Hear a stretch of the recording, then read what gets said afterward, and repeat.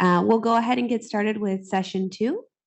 I'm Leah Steffes. I'm one of the instructors in the pulmonary division here. I'll be moderating this session. And this session will focus on the health burdens associated with environmental change. Our first speaker for this session will be Kiros Berhane, professor and chair of biostatistics at Columbia Mailman School of Public Health. And he'll be providing us a global perspective on the synergy between climate change and air pollution and the resultant effects on childhood respiratory health. And again, just to inform everybody on the Zoom call, the structure of the session will be all the speakers will speak. I will keep a track of all of the Q&As in the chat, and then we'll hold a panelist discussion at the end. Thank you. All right. Thank you very much. Now that we have been caffeinated, I think it's going to be a more interesting session. And thanks for all the speakers, and thanks to David Kornfeld and the many organizers for inviting us. This has been fascinating so far. So a lot of things actually have already been covered. And I have a lot of slides, so I'm going to move a little bit faster to focus on what's complementary. So briefly, I'm going to have like a setup and conceptual framework, which many people have already talked about, and then maybe focus on some insights from the Southern California Children's Health Study that Dr. Balms and Dr. Thompson and many others have already alluded to, and probably some early examples on impacts of climate change. And I'll try to focus on complementary aspects of the California CHS, and maybe a little bit on broader insights from the northern eastern region of the US, especially the New York area. And then I'll focus on global perspectives, which is going to be very similar topics, but in fact, in a much more complicated fashion because of lack of capacity, lack of resources, and many others. And of course, the global nature of climate change itself, that it doesn't know boundaries and things are interrelated and interlinked. And hopefully along the way, I'll talk about challenge and variations and also opportunities to protect children's health. So this is actually a slide that I showed a week ago, actually, in a panel, Lancet Commission for Africa, where I was actually talking about climate change and environment. So essentially, climate change and air pollution actually are really interrelated. And we have drivers that are actually very similar on both ends, stressors, influential factors, or drivers that a lot of people have already talked about. And then, from the air pollution side as well, you have kind of, similar factors in terms of topics, but the actual drivers and stressors could actually be very different, even though, again, interlinked. And then, of course, we have, the health aspect, the determinants of health, both socio-demographic, environmental, economic, and so on, leading to health impacts. But, in terms of climate change, you have the issue of mitigation and adaptation. Of course, on the air pollution side as well, you have kind of a similar picture, but in this case, we can mitigate as much as possible by, having policies and trying to have controls. Of course, we don't want to adapt to air pollution. We want to find solutions and get rid of it as much as possible. So I chose the word implementation in this case in terms of interventions. Then, of course, climate change has a lot of other systems that many people have already alluded to. And here, actually, the focus was on food systems, but as an example. And then, of course, the issue of co-benefits that many people have already talked about. Then finally, in terms of the health impacts, you have both long-term and short-term effects, but vulnerable populations is actually where the topic of today's discussion really comes in when it comes to children, women, especially in the global sense, low economic activity, low economic, areas, minority populations and things like that. The same thing is true. I mean, the health impacts actually are slightly different in a way, but very, very similar to what happens in air pollution. So this interplay between air pollution and climate change is really interlinked. There are many, many similar drivers, but when you go a little bit deeper into the details, the drivers and the influences of climate change are similar but slightly different from what we see with climate change as well. Again, I'm not telling you anything that's very new so far. This actually has many people shown it, including Chris Eber in her very nice slides, that the issue of climate change and other environmental impacts on health and well-being are really, really multifaceted and multi-sectoral. And many people have already touched on these issues about the different buckets that we actually have to pay attention to. But when it comes to children, in fact, we can easily pinpoint almost all of these boxes in terms of how children's health is impacted, and even more focused way how children's respiratory health is impacted. A lot of things have already been said about health-related impacts, vector-borne disease, air pollution-related impacts, and especially the focus on cardiorespiratory disease, and many, many others that are kind of interlinked here. Air pollution and interaction with climate change. Of course, climate change and air pollution influence each other. And I think Dr. Barnes have already talked about the ozone story, PM 2.5 also, especially with wildfires. Change in meteorology has knock-on effects, like when it comes to biomass, burning, fire regiments, and so on. And then, of course, the co-benefits of decarbonization. Again, I'm not going to go into a lot of detail. Actually, a lot of people have already talked about, but this short-term, but also long-term health effects are really, really complicated. Of course, our focus today is more on the respiratory side and more on children. So when it comes to lung development, which Dr. Barnes have already talked about, there is a direct impact of air pollution on children's trajectory of growth. And we have actually shown, as I will come in the children's health study in California, where the trajectory itself is complicated. That's actually where a lot of my work has focused in terms of developing the mathematical models in order how to capture that trajectory, but then also try to pinpoint where children will be at the most vulnerable to the impacts of air pollution.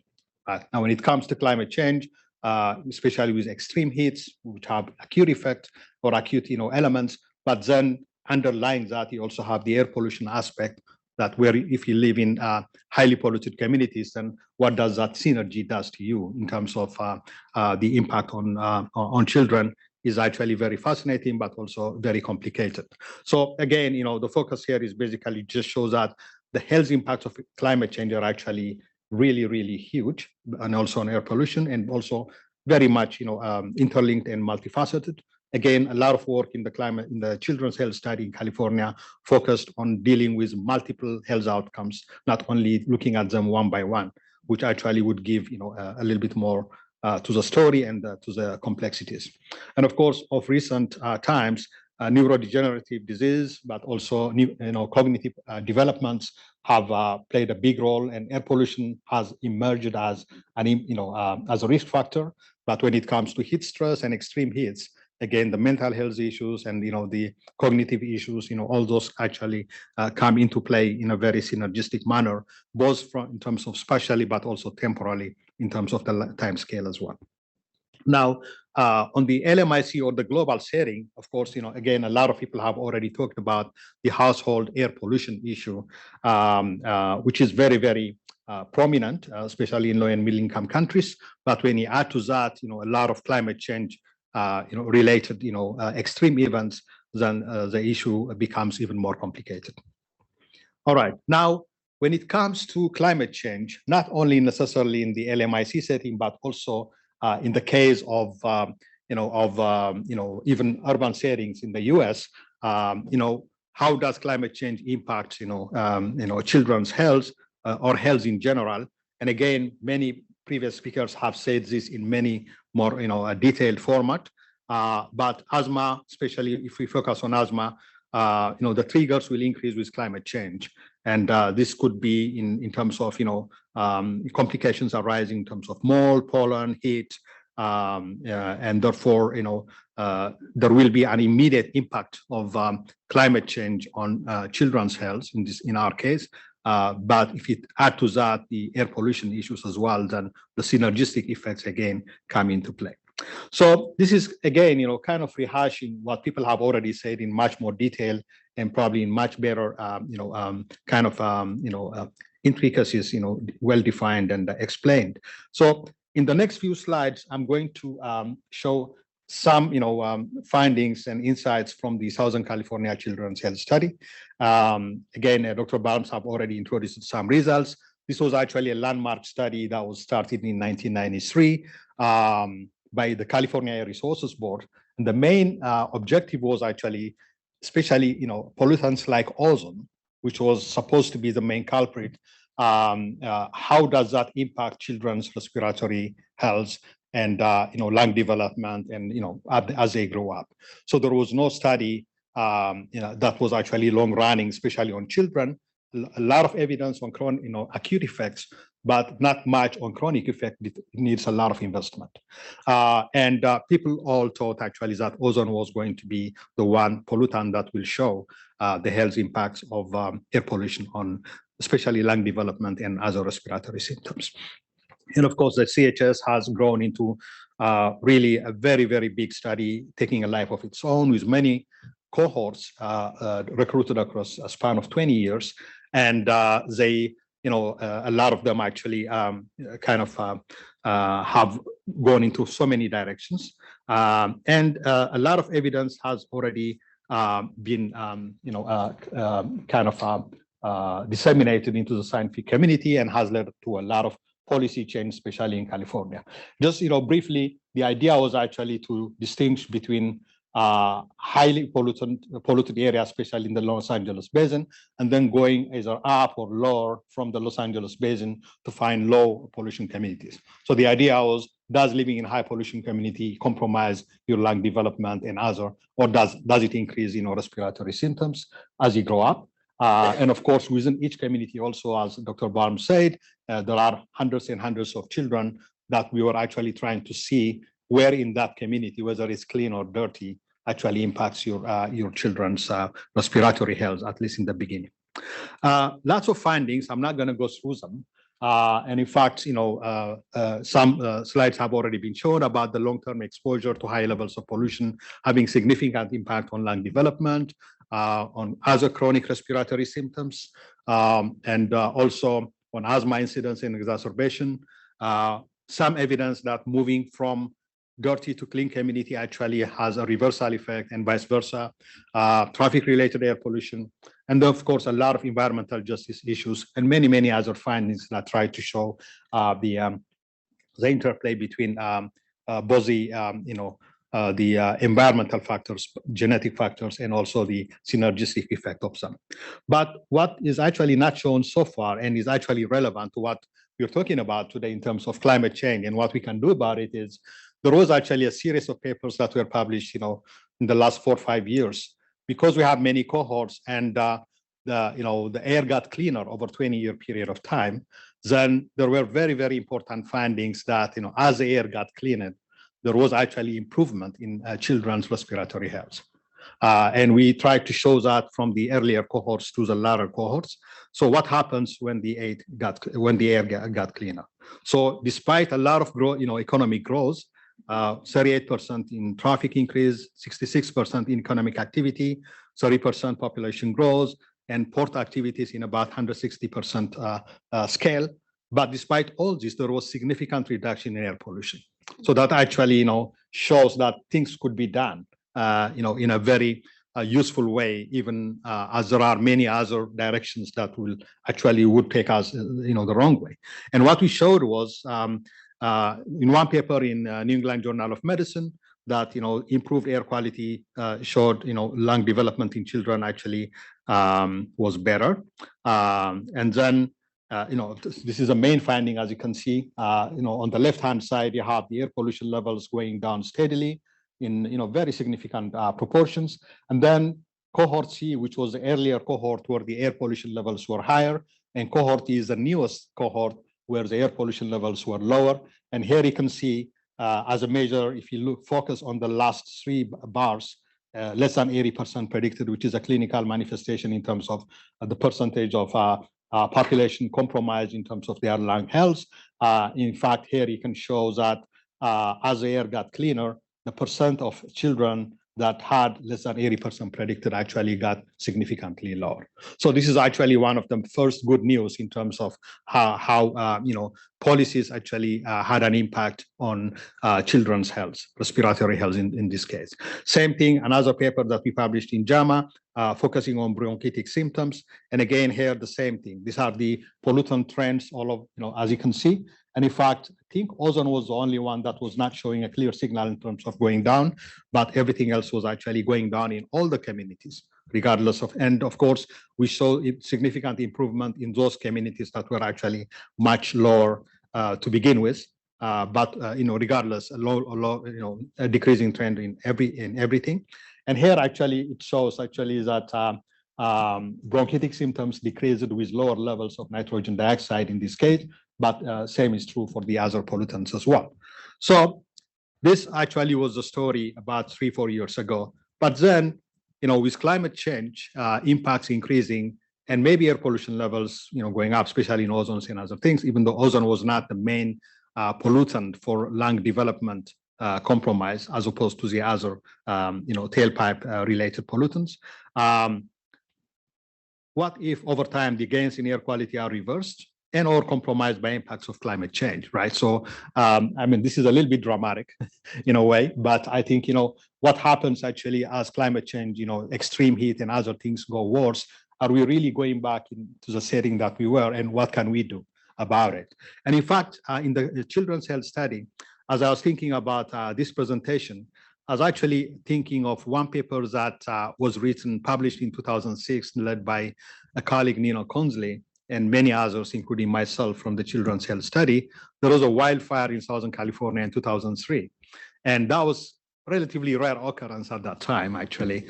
And, so I think from this one, actually, if you see at that graph from satellite, I think from October 2003, I guess, in Southern California, it actually shows that, there was wildfire and a lot of communities were impacted. And in fact, in some of the study communities, even the air monitoring station was burned down. So there was lots of data. And this was a rare occurrence. And this was actually also a rare opportunity in order to study what happens at the acute level to children's health in this, 16 communities at that time. A lot of them in the elementary schools, very young, and I think about 873 of them that were the 17, 18 year at that time from these 16 communities. And focusing on PM10 levels during 5 days with highest fire activity in October 2003. There were many findings, that were obtained. Symptoms associated with reported exposure, differences within communities, a monotonic increase in risk with number of reported smoke days, and then association strongest among those without asthma on a number of actually indicators of respiratory health.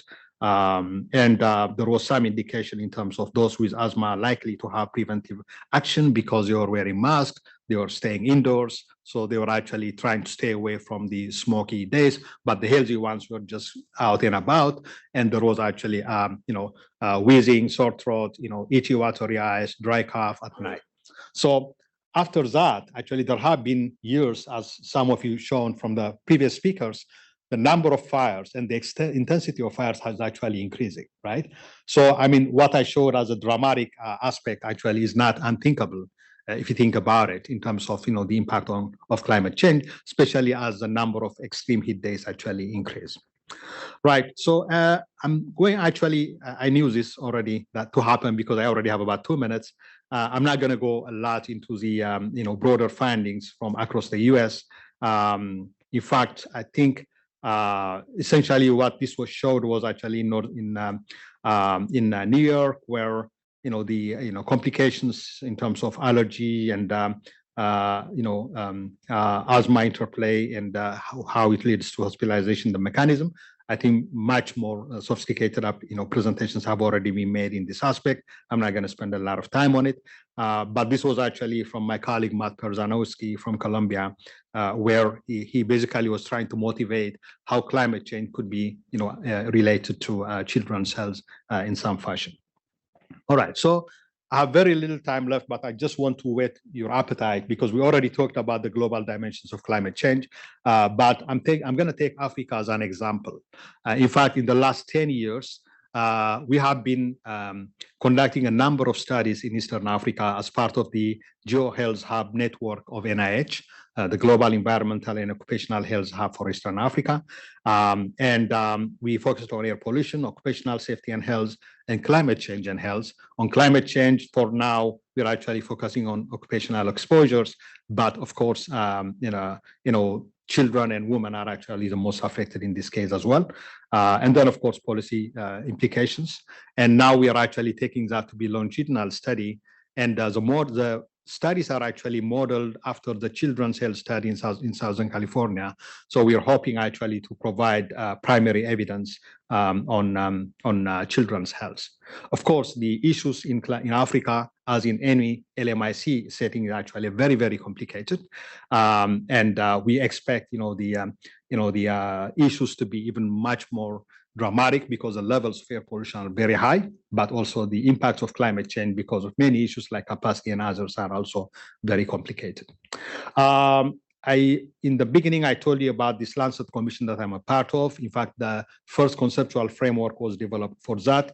And what we have found out from these activities is actually that a lot of interconnected issues are already at play. But this is in the face of a lot of other competing, issues and complications that places like Africa have to deal with. I think I'm running out of time, so I'm gonna stop very soon. I just want to show that, the issue of air pollution is much more pronounced. The issue of climate change is much more pronounced, in the LMIC setting. But the challenges are actually even much more complicated. You have the complexity of the challenge, the issue of mitigation and adaptation, but the heterogeneity in availability of information across the globe, where you actually have relatively better amount of data here, but when it comes to LMIC, you're basically making decisions based on very, very sparse data, and a lot of opportunities to basically move forward with newer technology to actually make a difference in terms of understanding the impact of climate change and how it will impact health. All right, so I thought I would be on time, but I'm actually 1 minute over, so I really apologize for that. But anyway, that's what I said.